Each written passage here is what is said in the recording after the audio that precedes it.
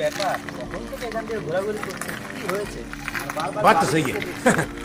আরে ও দাদা, হ্যাঁ দাদা বলুন। আরে কি হয়েছে আপনি এখান থেকে আরে ঘোরাঘুরি দাদা করছেন? বলবেন না, এত বড় একটা বাড়ি করেছি, একটা গাড়ি কিনেছি, যার জন্য করেছি সেই আজকে আমার কাছে নেই জানেন।